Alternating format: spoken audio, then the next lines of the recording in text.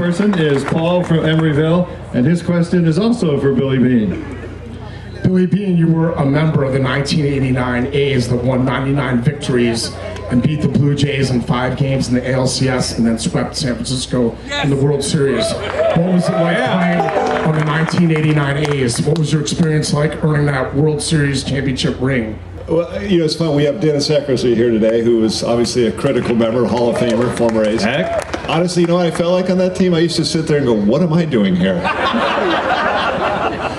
Honestly, I mean, it's one of the most underrated championship teams, I think, of all time. A lot of it because of the tragedy we had here in the Bay Area. But I mean, they had Hall of Famers everywhere. And honestly, the idea that they actually had a spot that they could squeeze me in, I had no business being on that team.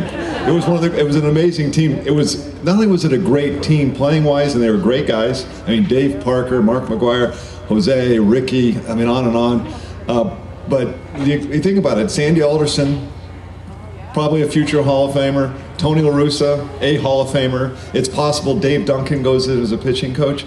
So to be able at that age, I was in my 20s then, and to be able to be around that type of greatness, not just on the field, but in the executive room as well, was quite I think for me, had a huge impact. And I think it's one of the reasons I'm here today, because I got to hang around some greats. And so I feel honored. I probably didn't deserve to be anywhere near that team, but somehow I weaseled my way on. I remember pulling up on the bus, and there would literally be like just the depth of people waiting for the bus at the hotel.